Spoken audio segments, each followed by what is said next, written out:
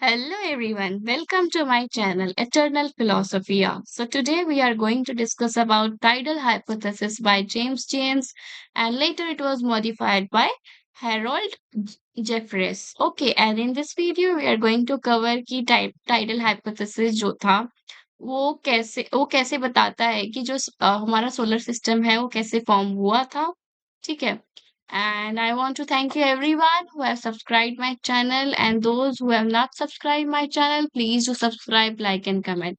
So let's proceed. पहले तो हम इंट्रोडक्शन देखते हैं कि ये जो टाइडल हाइपोथेसिस है किसने दिया था।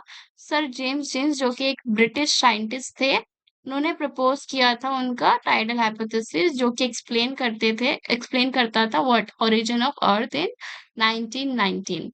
वाइल अगर हम देखें ये हैरोल्ड जेफरीज जो कि अनदर ब्रिटिश साइंटिस्ट है, उन्होंने सजेस्ट किया था modifications to what to the this tidal hypothesis in 1929। यानी कि जेम्स जीन्स ने ना ये टाइडल हाइपोथेसिस 1919 में दे दिया था, बट लेटर ऑन इन 1929 जो जेफरीज थे उन्होंने कुछ मॉडिफिकेशंस इसमें बदलाव लेके आए थे।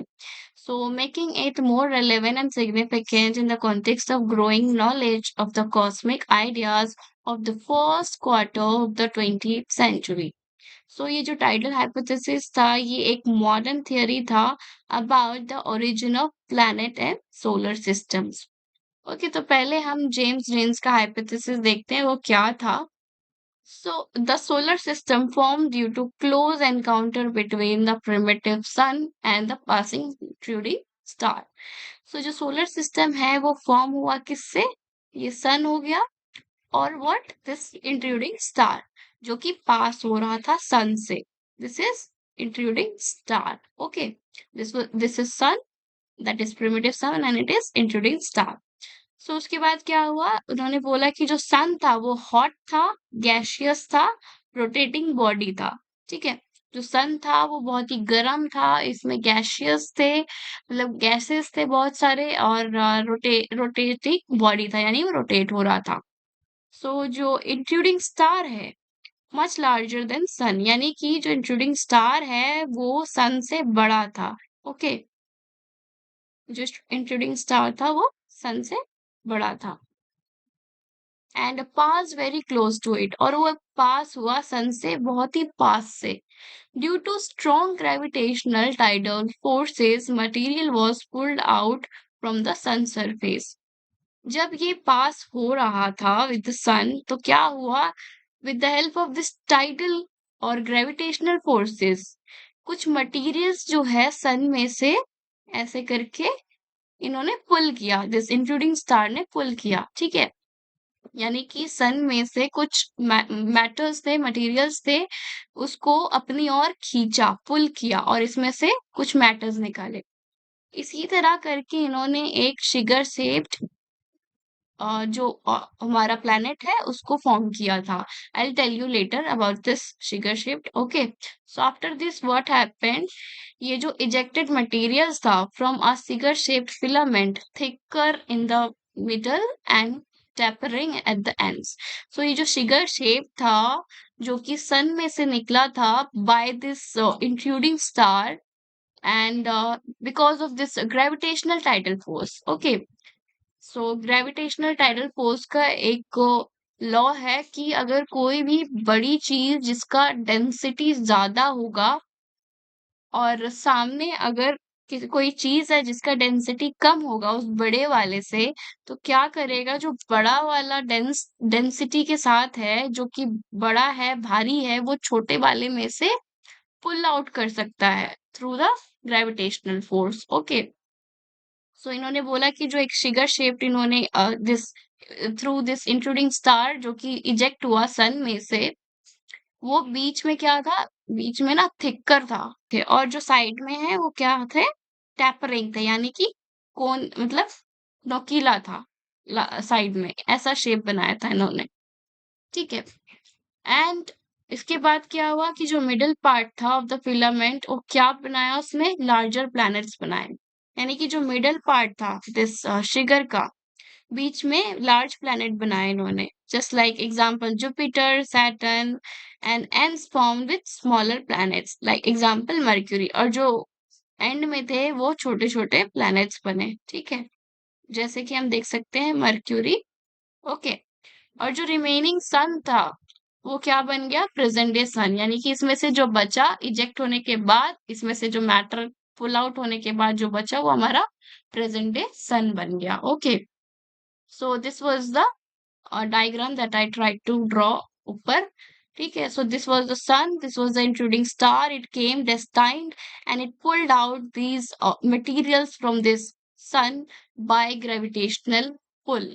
Okay, now what happened, let's see about this process of filament formation. Okay, so how this filament formed, here in the diagram you can see this is sun, this is a star, that was intruding star that it came, and this was the second diagram in which you can see the filament. Okay, it is filament, so it has been pulled out from this sun by this intruding star through applying this gravitational pull.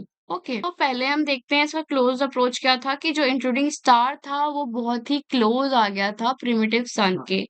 Second step क्या हुआ कि जो gravitational pull है वो बहुत ही ज्यादा strong था, और जो सन का सबसे क्लोजेस्ट, यानी कि अगर मैं कहूँ जो सन का सबसे क्लोजेस्ट, यानी कि अगर ये वाला डिस्टेंस है, यहाँ पे क्या होगा, यहाँ पे सबसे ज्यादा ग्रेविटेशनल पुल होगा, जितना क्लोज ये होगा उतना ज्यादा इसमें से मटेरियल्स जो है वो इजेक्ट हो जाएंगे।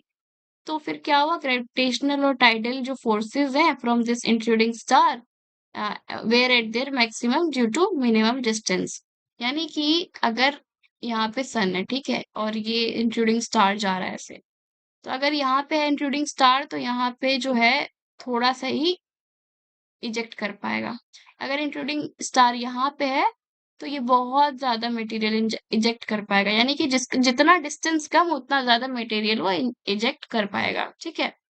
This was the this gravitational tidal forces. Okay, so इसके बाद क्या हुआ, जब टाइडल फोर्स लगा तब क्या हुआ कि उसमें से एक मैटर इजेक्ट हुआ, यानी कि स्ट्रॉन्ग फोर्सेस हैं, फोर्सेस ने पुल आउट किया huge amount of hot gaseous material from the sun surface, यानी कि जो सन था हमने बताया पहले में कि वो क्या था, गैशियस था, ठीक है, और वो मूव कर रहा था, ठीक है।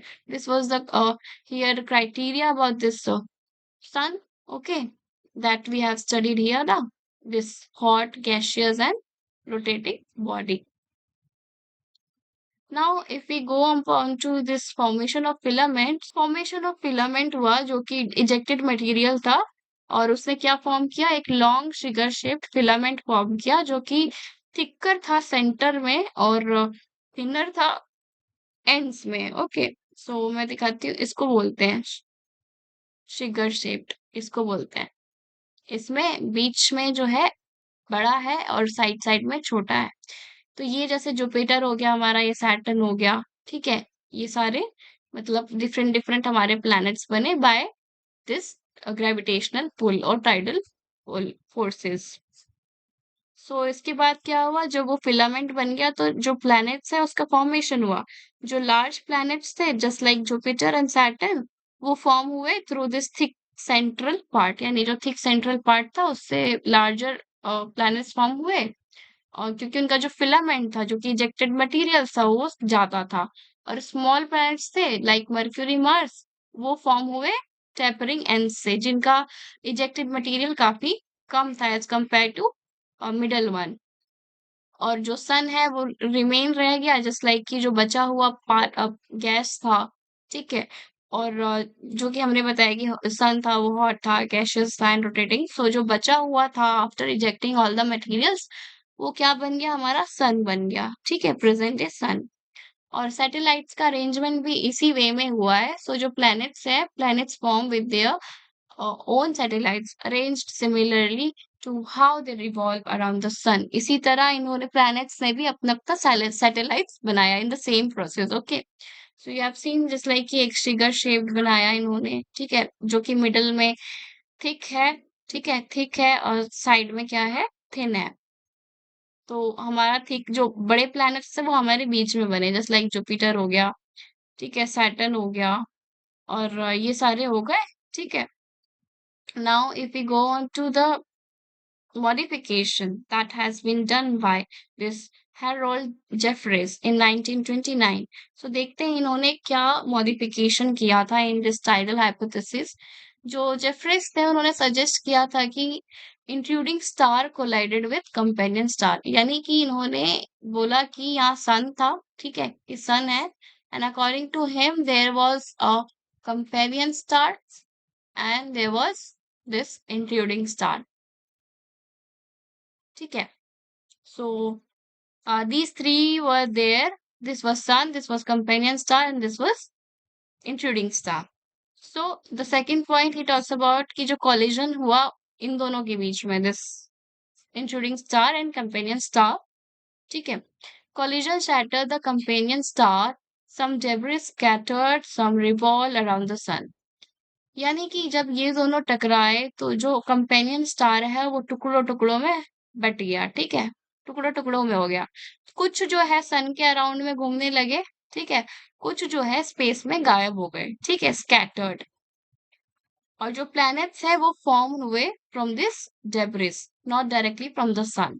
सो according to Jeffreys he says कि जो प्लैनेट्स है वो सन से नहीं बने हैं, बल्कि एक कंपेनियन स्टार था और इंट्रूडिंग स्टार था। जब कंपेनियन और इंट्रूडिंग स्टार टकराए तब क्या हुआ कि जो कंपेनियन स्टार है वो टुकड़ों में बट गया, और कुछ जो है सन में रिवॉल्व करने लगे और कुछ जो है गायब हो गए, ठीक है। और इससे जो कि मटेरियल्स जो सन में रिवॉल्व कर रहे थे उससे हमारे प्लैनेट्स बने according to जेफरेस।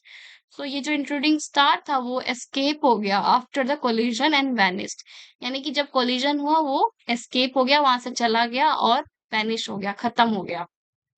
So now if we talk about this criticism, तो हमने देख सकते हैं कि जो क्रिटिसिज्म है टाइडल हाइपोथेसिस के, that has been given by various scientists. Okay. So unlike encounter, so first criticism it's like कि unlike encounter जो stars थे वो extremely far apart, close passes are rare by B11, यानी कि जो B11 है वो कहते हैं कि जो stars है ना वो कभी भी पास नहीं आ सकते इतना, वो हमेशा दूर रहते हैं, ठीक है। और इतना पास भी आ गए तो ये बहुत ही रेयर होता है, ठीक है। The stars are extremely far apart, यानी कि एक दूसरे से काफी दूर रहते हैं, वो कभी पास नहीं आते हैं। So no trace of intruding star, यानी कि जब इंट्रूडिंग स्टार के बारे में बात किया जीन्स ने, तो इनसे पूछा गया कि जो इंट्रूडिंग स्टार है वो कहाँ गया after ejecting all the materials from this gaseous materials from the sun, where did this intruding star go away? तो जीन जो है उसने एक्सप्लेन, मतलब वो एक्सप्लेन नहीं कर पाया, ठीक है, what happened to it afterwards, क्या हुआ उसका after this ejecting all the materials from the sun. And the third one is like incorrect distance, यानी कि जो डिस्टेंस हम मैच कर सकते हैं अभी और जो डिस्टेंस उस टाइम का बताया गया था वो काफी डिफरेंट है। So doesn't match the actual distance between the sun and the planets, that is an पेरिस्काई ने दिया था ये criticism. And this fourth one is like wrong material composition, यानी कि जो प्लैनेट्स हैं वो तो हेवियर एलिमेंट से बने हुए हैं देन दोज इन द सन, ठीक है। जो सन का जो मटेरियल्स है वो काफी ज्यादा मतलब लाइटर वेट में है, जो सन का मटेरियल है वो लाइटर वेट में है, but whereas if you talk about the planets, planets are made up of heavier material, ठीक है, heavier material. So this was the another criticism. Now the fifth one is condensation not explained. James failed to show how the ejected gas is condensed into planet.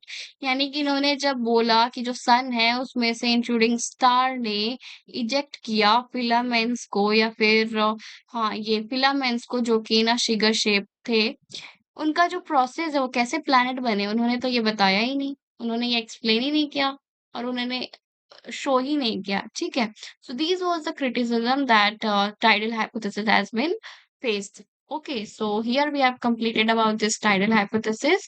Thank you everyone for watching my video. If you feel that my videos are helpful for you, please do subscribe, like and comment. Bye bye everyone. Take care of yourself.